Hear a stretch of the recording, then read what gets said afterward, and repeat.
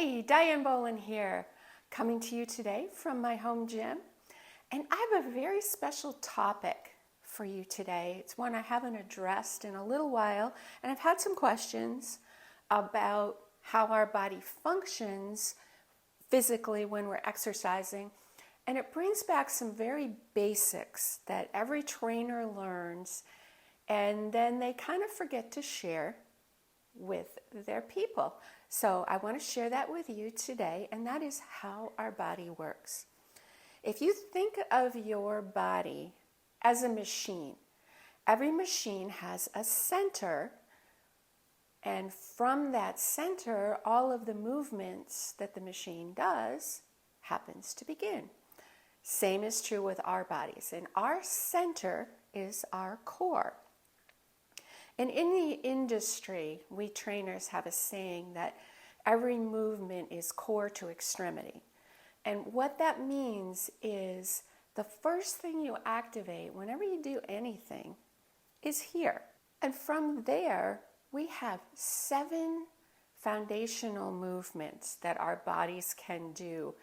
And those are the basic movements that we use in our everyday life for every movement we do, from sitting to walking to moving things. I want to go over those one by one and show you the proper way to get that movement started so that you build strength and don't injure yourself. Foundational movement number 1, the hinge. A hinge in your body is just like a hinge on a door. It hinge on the door, open and closes the door. The hinge on your body is in the center, and it's your hips. The hinge for us is going to mean pushing your hips back, keeping your knees soft, keeping your back flat, and coming down as far as you can. That's going to be different for everybody. One of the movements that we can use every single morning when we wake up to get that hinge primed and ready to go is a good morning. So either with your hands on your hips or with your hands behind you to make sure your shoulders stay down and back and your back stays flat, you're going to just push your hips back, keep your back flat, look straight ahead, and up. You can have your feet closer together if that's easier for you. If you have your feet a little further apart, it will aid with balance. Foundational movements 2 and 3 are actually linked together. Around every joint, we have a pair of muscles. They're opposing. One muscle pushes, the other muscle pulls. And that is what makes our joints actually work. So it's very important when we're developing an exercise program to make sure that we are using both sets of muscles. You've seen the guys come into the gym and they'll sit there and bench press all day, which is a push, but you also have to do the pull because you have to get the muscles in the back of your arms, the back of your shoulders, your back, equally balanced with the push muscles, or you're risking injury, certainly discomfort. So let's look at the push and the pull movements. I'll do the push first. They're easier to figure out. It's anytime you're pushing anything. So pressing, can be pressing up too, but pressing anything where the movement is forward. The pull is when you're pulling. Think of a bent over row. That's a pull. It gets a little more complicated when we're talking about our legs because it's not quite as obvious. A push is going to be a squat. You're actually pushing into the ground here. So that's using your push muscles. For your lower body, a pull muscle, and this is counterintuitive, is a deadlift or a sumo deadlift. So you're starting here and pulling up. So you can feel it. If you do it slowly, you can feel that you're pulling, and you're going to feel it here if you're doing it correctly. Foundational movement number 4, the squat. The squat is a movement that you use so many times a day and you probably don't even think about it. I've heard a lot of people say, oh, I can't squat because I have bad knees, or this is my favorite, my doctor told me not to squat. Think about it. You need to be able to squat when you sit on the toilet. You need to be able to squat when you sit in a chair. Are we talking about back squats with 500-pound dumbbells on our back? Of course not. We're talking about the foundational movement. Usually, when people say they have discomfort in their knees when they squat, it's because they're not doing it correctly. So I want to go over the correct way for you today. You're going to get your feet about hip distance apart. Now this is different for everybody depending on how your body is put together. So you're going to have to play around with this a little bit. But basically you want to get your feet hip distance apart. You can have your toes turned slightly outward. Now, we're not talking plie. Some people like to have their feet straight ahead. Some people do better with their toes slightly out. It's a personal thing. I've talked to a lot of physical therapists, and they said it just depends on how your legs are constructed. The important thing is that when you squat, the movement initiates in the core to extremity. So the first movement is here. Hinge the hip back. Now we're going to come down. Now if you notice, if I try to come down first without hinging my hips, look where my knees are. They're out over my toes. You never want your knees out over your toes. Push your hips back first, get that hinge. Then as you come down, notice my knees are not going out over my toes.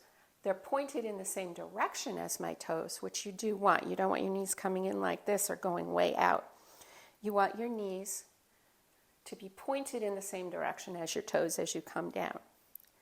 An easy way to practice this, grab a chair. Not one with wheels, one with sturdy feet. Make sure you're close enough to it.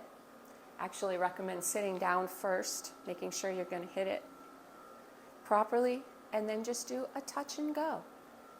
Down, up, down, up. Of course, you can do this more slowly as you're starting out, but that will strengthen your muscles needed for squatting. Going to the bathroom, sitting in a chair, getting down to pick something up, very important. So practice those squats. Foundational movement number 5, the lunge. Lunge boggles many people. And usually the problem is when they do a lunge, they're trying to do a forward lunge and they're stepping out too far and they're stepping too narrow and they're falling over, losing their balance. You may not think that the lunge falls into the functional movement category, but slow the movement down and think about what you do every day. I'm stepping, coming up on my toe to come up to my next step. I'm walking.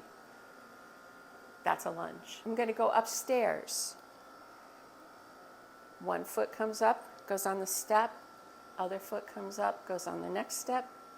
That's a lunge. Lunges are used every day. We just don't call them that. So it's very important to learn how to do this properly so that we strengthen the muscles used for walking and going upstairs, and anything else we may need to do where one foot is separated from the other. The problem that a lot of people have with the lunge is they try to emulate something that they've seen on YouTube where the person is like going out really far and down on their knees and coming back. That's an athlete's lunge. That's not what we're looking for. An easier way to get started with the lunge is to get a nice sturdy position, and then we're going to step back with one foot. We're going to check our distance and make sure we still have hip distance apart between our 2 feet. So I started here, I stepped back here. Something you can do is take a piece of chalk or a piece of tape and put it on the floor and practice that step back so that you're not stepping too narrow. The reason I like the reverse lunge is because I can watch what my front knee is doing. As with the squat, you don't want your front knee going over your toe. So now I'm going to come up on my toe on my back leg, adjust as I need, come down into a lunge and up. Reverse with the other foot, step back, come up on your toe, down and up. With our lunge, our reverse lunge, is it can be the first step to safely getting down on the ground.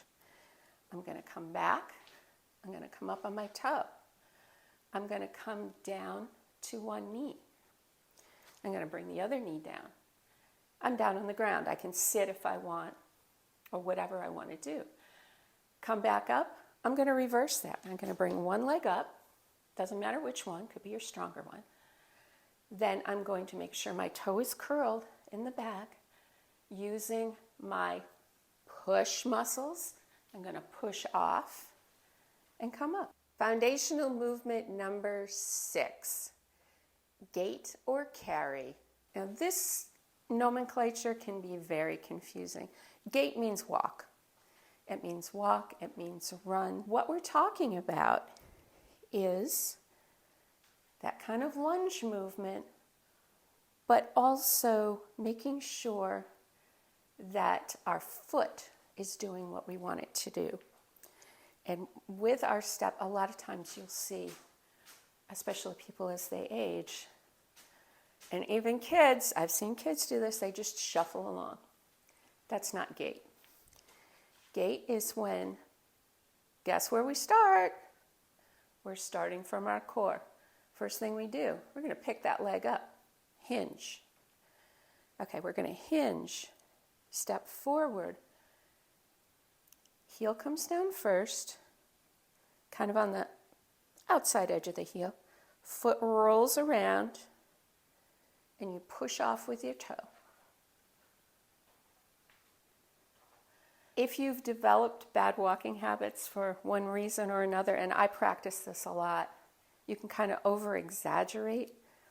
You start to look like Monty Python's Ministry of Silly Walks, but it really does get that brain connection going so that you are stepping properly. With a proper gait, this will keep you from tripping and potentially falling. Because if you start to shuffle, then if you pick your foot up, maybe you're not picking your foot up all the way and you're catching your toe. Not what we want to do. So we want to get the hinge and our legs strengthened so that we walk properly. Into the carry part, what are we often doing when we're walking? We're carrying something. I like to use dumbbells or kettlebells to strengthen the carry muscles, because not only does that strengthen our core, again, where are we starting the movements from? As we walk, we need to stabilize. You don't want to be, you've seen people walking with groceries like this. That's not what we want. What we want is a nice, stable walk. With whatever we're carrying, we're stabilizing with our core. If you use dumbbells or kettlebells to practice this, it's also strengthening your grip, which is again something we want to have strong, because we don't want to pick something up and drop it. We want to have good grip strength. A way to practice that is pick up your kettlebells or your dumbbells. You can do one at a time on one side and then switch going in the other direction. Or you can do 2 at once, whatever suits you for the day.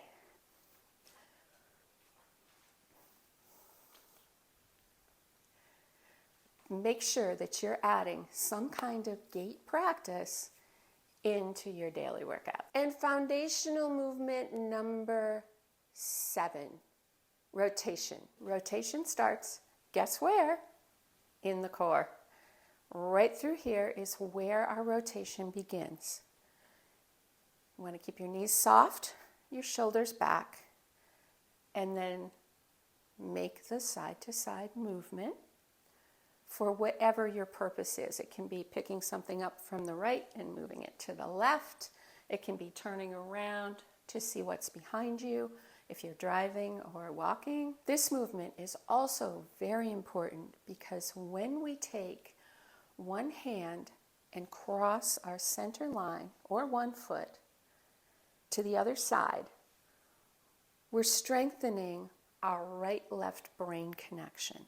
So we're kind of honing in and tuning up the neuromuscular connection. So give this a try. Right hand, left foot, left hand, right foot, or knee. See if that seems easy or difficult. If that seems difficult and you're continuously ending up like this, then you know you need to work that cross the center line movement. One of the exercises that I love is a wood chopper. Pick up dumbbell, two-handed, start up one side, knees bent, cross down to the other side, and then do 5 to 8 to 10 reps there. Start other side and come down. So you're getting cross body movement as well as a twist. I encourage everybody to include the rotational movement of some sort. It can be Russian twists, it can be wood choppers, it can be bicycle. Opposite elbow, opposite knee when you're doing bicycle on the ground. Any of those to strengthen that neuromuscular connection and the cross-body work. And there are your 7 foundational movements. You should try to work each one of those movements into your weekly routine. It will keep you strong and flexible and functioning in top performance for whatever activity you wish to do. I hope you enjoyed today's video. Make sure you subscribe to my channel. This allows me to keep bringing you the content that you've requested from me. Drop your comments below. I listen to my viewers and I take those comments and use those to decide what to create next for you. So make sure you subscribe to my channel, hit that notification button, and most importantly, see you next week.